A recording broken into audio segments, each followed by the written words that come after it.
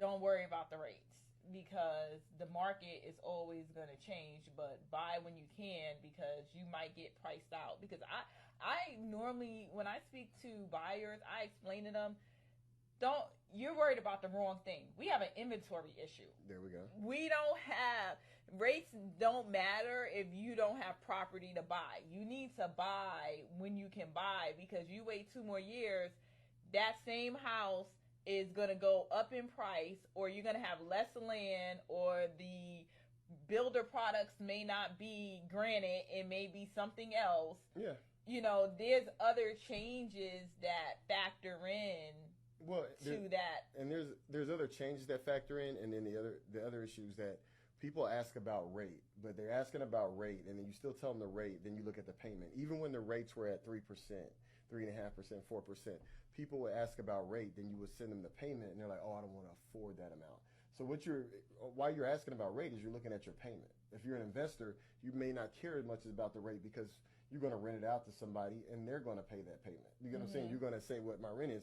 If it's you, you're looking at it. You're looking at the payment. So people get caught up because they hear what the rates were 2 or 3 years ago and they're saying, oh my God, it's almost doubled or whatever. But if you can afford that payment, that rate is still cheaper than rent, where you're paying somebody else's, where you're paying someone else's mortgage and everything. And plus, you may not be able to buy your dream home that you thought, but we have a lot of clients who bought homes a year and a half ago, 2 years ago. They're taking $100,000, $50,000 worth of equity and putting in that into their new home.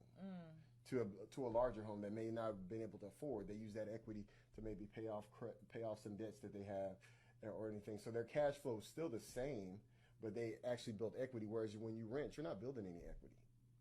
The landlord is building equity. Right. So. Wow. So, guys, what you need to consider is when you're going out to make that purchase, focus on what the monthly payment is going to be. Like, if you are saying, don't worry about the rate, you want to go to someone like Reggie and say, hey, Reggie, I want to pay $1,500 a month. That's my max. Then at that point, he can work it backwards. Exactly. And explain to you, okay, this is how much loan you can qualify for.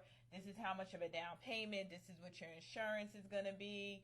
This is what your taxes are going to be, also known as your escrows.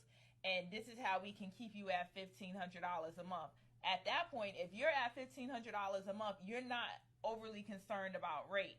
Now, when you purchase, that house is appreciating over the next, 2 to 5 years that you are owning that property. And then now you want to get the house that you really want. And let's say market changes and the rates are low. Now you refinance, pull that cash out, and now you're putting a massive down payment on the house that you really want. And you may only, instead of paying $1,500, now you're only paying $1,750. But it was a carefully, planned purchase. It was carefully designed that this is the goal. My starter home. Remember, your starter home is to get you to your dream home. Not everyone is able to go out the gate and buy their dream home. So when you are purchasing that starter home, just make sure that consider one day this may be a rental property, or one day I'm going to just resell it and pull my cash out and move somewhere else. Have those things in mind when you're talking to your agent, okay?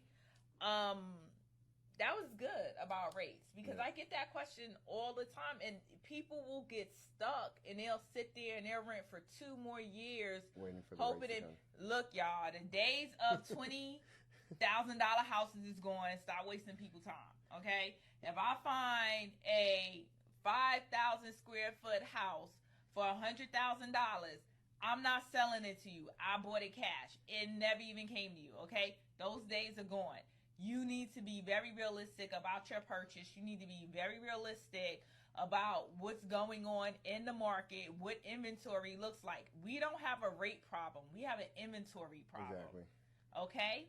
One more thing on rates. While you're looking at rates, if you're doing a Freddie Mac or a Fannie Mae program, certain people, if you give the lender all your information up front, household income, family size, and everything, there are certain loans that you can get where you get lower mortgage insurance premium, your monthly mortgage insurance premium on conventional loans, and that can be just as good as a lower rate, because that mortgage insurance may drop $50 to $75 a month, say on